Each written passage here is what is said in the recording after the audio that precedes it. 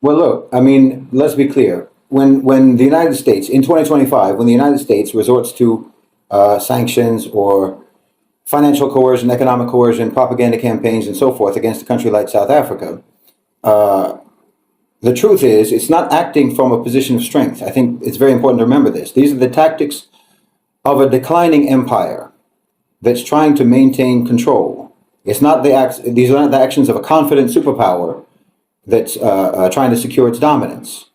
This soft power aggression, whether it's freezing aid, economic pressure through sanctions and so forth, or a disinformation campaign like what Sister Nisa is talking about, this is designed to create division within your society. It's designed to undermine your leadership's credibility and ultimately to try to force you into submission, a kind of submission that you don't need to be forced into.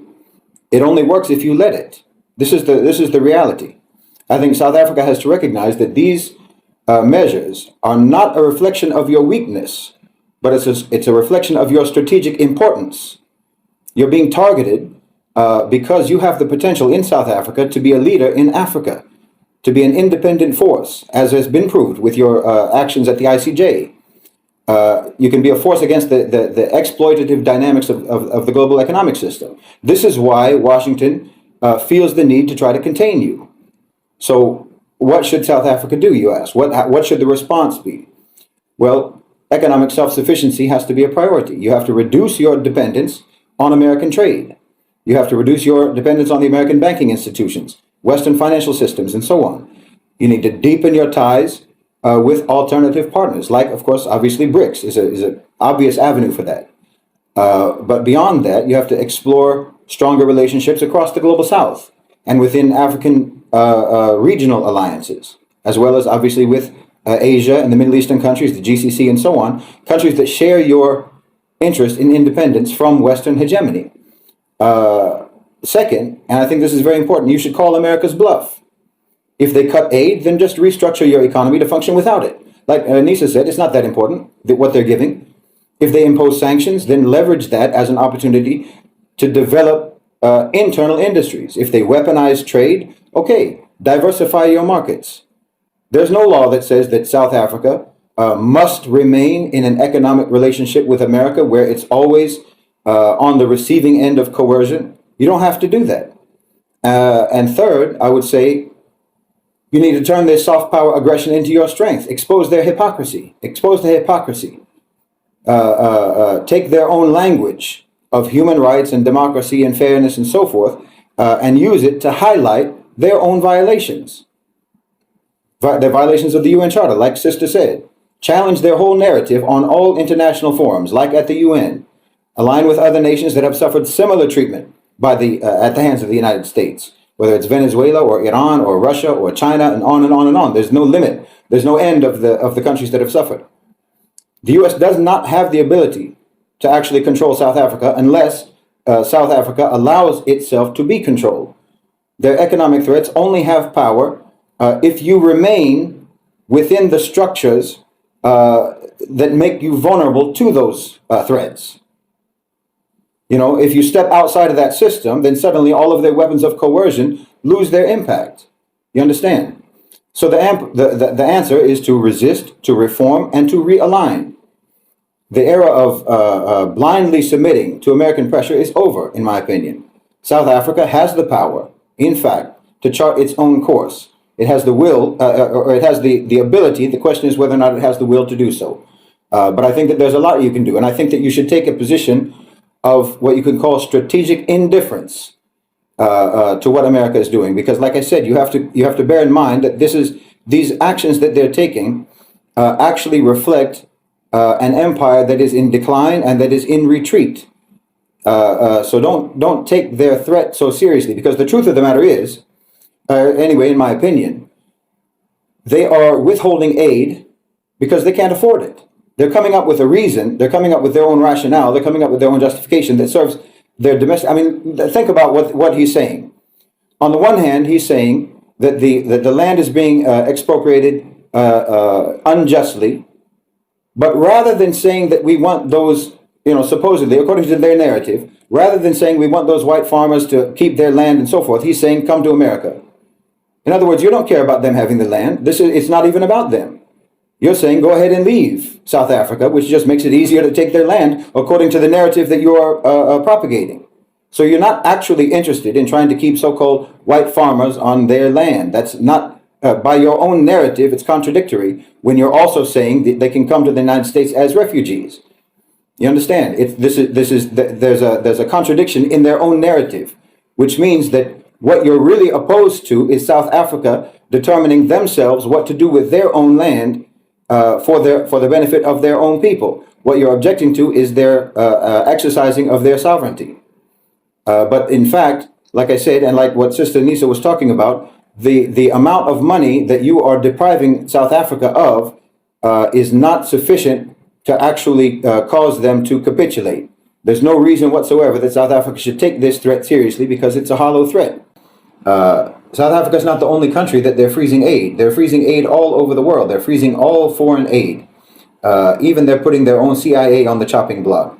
They're going to do an audit of the Pentagon and defense and military spending and so forth. All of these are indications that the United States is in retreat. They are in regression. They are withdrawing from their international assets, say, their international interests as a country on a state level. Now, brother was talking about the businesses and so forth that are in South Africa. I would make I would separate this from the state level, because, like, for example, the money that America is now denying South Africa, it doesn't matter what you do, that money's not coming back. You should understand this. They're coming up with the excuse that it's for this reason or that reason or the other reason, but the fact of the matter is they need the money. That money is not coming back, no matter what you do. If they can get you to comply and to capitulate to whatever demands they might call upon for you to capitulate to, it doesn't matter. That money is not coming back. The same goes for all of the other countries where they are freezing the aid. The money isn't coming back.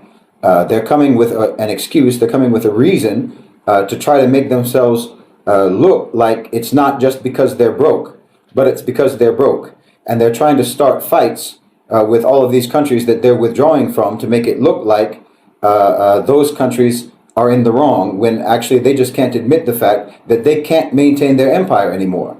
This isn't rhetoric. This isn't idealism. This is just a reality. Even Marco Rubio himself, the new Secretary of State, said it himself on an interview recently, where he said that America is no longer the unipolar power of the world. They're no longer the unipolar superpower. The unipolar superpower moment that began with the fall of the Soviet Union, that moment has passed into history.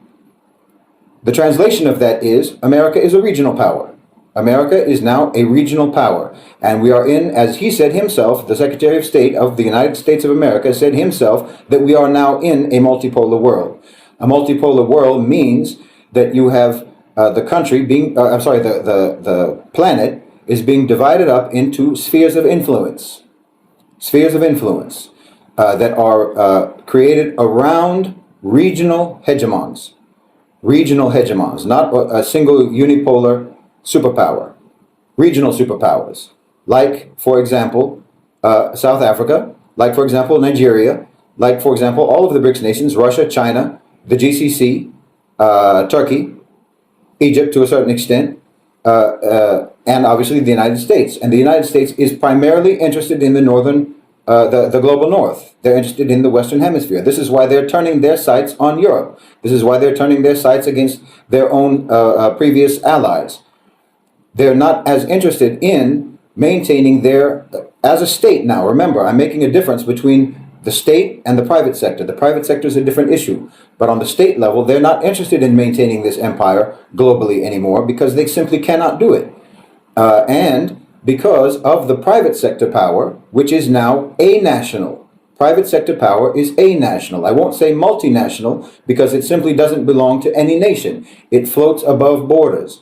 The a-national owners and controllers of global financialized capital have global interests, and they are that group of private sector players are from every country in the world. There are South Africans who are in this group of people. I'm not actually, I don't mean to put forward the idea that it's an organized group of people, but it's a shared set of interests that are global. And they are interested also in America receding from its international interference, because the future of the global economy is in the global south. So, for example, if you talk about McDonald's, you're talking about a national private sector power. You're not talking about America. You're talking about a national private sector power. You're talking about when you have these companies in your country, these are not, they're only American on paper. The shareholders are global, and they are interested in a different kind of economic system, a different kind of political system to what we have all known for the last 50, 60, 100 years. So I would say to a diplomat, you should be aware of this trend. You should be aware of what's actually happening and understand that the risks that you perceive are involved in confronting America, in standing up against America. Those risks made sense 30 years ago. That fear made sense 30 years ago. But that timidity is no longer pragmatic. Being timid and being acquiescent was a pragmatic approach in 1995, but not in 2025. Now the world has changed. The global power dynamics have changed. The way that the world is moving, the trends are going in a different direction. And like I said, the center of gravity of the global economy is moving to the south and to the east. You can stand up to America today. You absolutely can stand up to America today. And like Sister Nisa was talking about, South Africa is in an extremely strong and powerful position with regards to the leverage that they have. Now, you've never wanted to use that leverage in the past because you were afraid of making America angry. And you had reason to believe that. You had reason to be afraid of that. But you don't have a reason to be afraid of that anymore. The empire is in retreat. That's just a fact. If you look at everything that has been going on, and it's not just Trump, it was happening under Biden as well. So I would say to any diplomat, to any politician, to any government official or what have you, who is considering Article 6, there are massive elements within the private sector, powerful elements within the private sector who will not oppose you. And the state, America, their state power has for many, many decades now followed the interests of the private sector. And if the private sector isn't against the invocation of Article 6 against America, then you don't have much to worry about. I mean, you can see Trump is withdrawing from all international obligations. He's withdrawing from all international treaties, international agreements, international organizations. He may even withdraw from NATO. They already withdrew from the Human Rights Council. It's not impossible to conceive that Trump himself would remove the United States from the United Nations even without us invoking Article 6.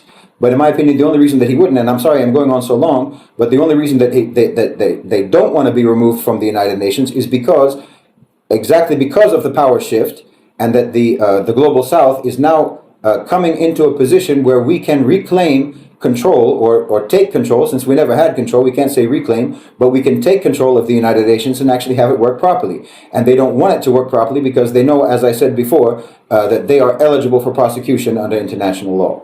But I don't think that it's appropriate. I don't think it's wise. I don't think it's pragmatic for any diplomatic personnel or for any government official or for any government in the global south to feel timid today or to feel intimidated today, because the fact of the matter is that America is in retreat. Even if they're shooting in the air, they're shooting in the air while they're running away. So I don't think that you need to lack any confidence in what America may or may not do. You just chart your own course and you can break free from American domination. And in my opinion, there's no question about that.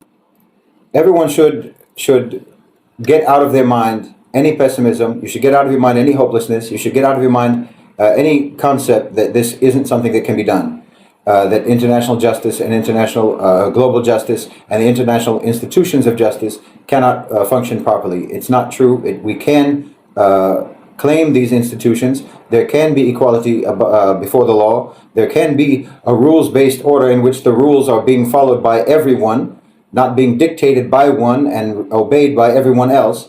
We can actually have international law applied equally to all nations, but there's only one way that we can ever achieve that, which is to get the, you have, like in those old cowboy movies when I was growing up in America, you always have these characters in the cowboy movies where it's an outlaw who becomes a sheriff.